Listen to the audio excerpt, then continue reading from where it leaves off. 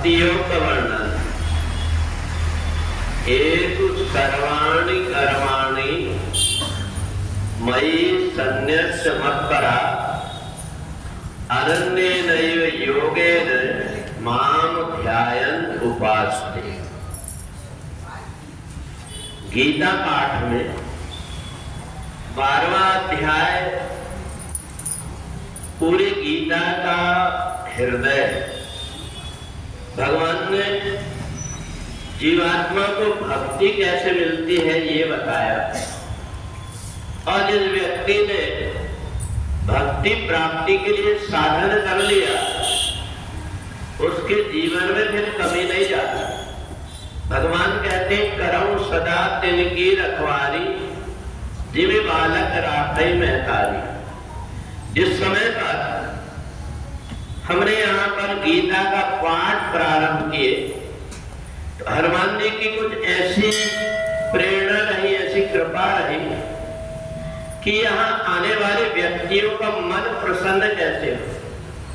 यहाँ जहाँ कहीं मंदिर में आते व्यक्ति डरता है, कोई भी पूजा पाठ करेंगे पैसा मांगेगा, कोई बैठा होगा कि दक्षिणा देकर के जाओ। तो गीता के माध्यम से हमने एक ऐसा भक्ति का रास्ता बनाया जहां आने वाला हर व्यक्ति प्रसन्न मन से जाए, उसको देख करके लगे कि ये दरबार में हनुमान जी के पास आने से प्रसन्नता हो। और यही हमारा रहा कि जितने भी 12 महीने पर त्योहार रहते हैं उन त्योहारों में सभी प्रकार के आयोजन में व्यक्तियों को, जो आने वाले हैं, जो पूजा करने वाले हैं, उन लोगों को प्रसन्नता कैसे है। और इसलिए देखना अपने यहाँ चाहे कार्तिक के महीने में हो चाहे श्रावण के महीने में पूजन हो, किसी व्यक्ति के मुख से आप ये नहीं सुनते होंगे कि इतने दक्षिणा देना पड़ता तब ये होता है। और हनुमान जी महाराज यहाँ आने वाले को अपने आप अपनी भक्ति से, अपनी कृपा से ऐसे संपन्न कर देते हैं कि जीवन में उसे कुछ कमी नहीं जाती। केवल अपनी भावना का ध्यान रखना पड़ता है कि जब व्यक्ति की भावना पवित्र होती तो सिमट सिमट जल भरे तलावा। जब व्यक्ति परमात्मा की आराधना करता है, पूजन करता है और उसके मन में भाव हो कि मैं कितना भाग्यशाली हूँ, परमात्मा ने मेरे को पूजा कराने का, आचार्य बनने का अवसर दिया है। इस भावना से जैसे पिता अपने पुत्र से कुछ नहीं चाहता, ऐसे ही इस भावना से जो आचार्य पूजन करता है उसका लाभ कई गुना पूजन करने वालों को मिलता है। और इसलिए जगत मजबूरी देता है, क्यों राखे भगवान।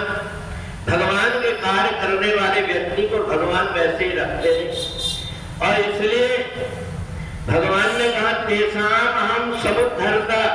तुम भक्ति का मार्ग में चल करके तो देखो, तुम्हारे मन के अंदर छल प्रपंच भरा हुआ हो, तुम कहीं पूजन करने के लिए बैठो, तुम्हारा ध्यान ये रहे कि पूजा करने से मेरे को मिलेगा क्या, कितना पैसा मिलेगा, तो तुम अर्चक नहीं बल्कि तुम याचक बन गए। और उसी को यदि तुमने ये मेरे परमात्मा की सेवा करने का किसी माध्यम से अवसर मिल रहा, ऐसा मान करके हम करते हैं, तो ये सत्य मानिए कि उस जगह का रहने वाला ईश्वर भी, जिनकी पूजन कराते हैं वो भी, और जिन्होंने ये सारी विधियां करना बताया है, एक एक करके किस प्रकार से व्यक्ति का मन प्रसन्न कैसे हो, ऐसा अगर कोई व्यक्ति करता है तो देवता भी प्रसन्न होते, वो आचार्य भी प्रसन्न होते, वो गुरुजन भी प्रसन्न होते।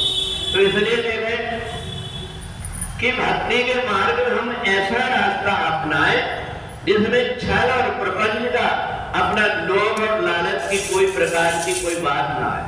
जब व्यक्ति दीपदान करता है आपस में कोई बात न करे, इसलिए उस समय भी एक रास्ता ढूंढ लिए कि तुम दीपदान करते समय हे दयामय आप ही संसार के आधार। 1-1.5 घंटा का जो पूजन होता है, उस पूजन में व्यक्ति को कितने प्रकार के शुभ कर्म करने का मौका मिल जाता है। ये सब हनुमान जी महाराज की प्रेरणा से यहाँ पर जो सिद्धपीठ है, यहाँ जितने भी कार्यक्रम होते इसलिए कि आप सभी के हृदय में परमात्मा की भक्ति आया। और भक्ति एकदम से नहीं आती, श्रद्धा मान लभते ज्ञानम, आपके अंदर श्रद्धा उत्पन्न होती जब सभी लोगों के मन से, जब सभी के द्वारा ये सुनने को जहाँ कहाँ मिलती, कितनी अच्छी पूजन कराते हैं, कितनी लगन से कराते हैं, तो देवताओं को भी और हम लोगों को भी सुन करके प्रसन्नता होती है। तो इसलिए भक्ति का जो रास्ता है, इस रास्ते में अपने आप को जोड़ने के लिए हम परमात्मा से जुड़े, इसलिए ध्यान में रख कर के बाकी सारा काम परमात्मा पर सौंप दें। तो इस भाव से जो व्यक्ति भक्ति करता है उसका जीवन धन्य हो जाता है। बुढ़ी सच्चिदानंद भगवान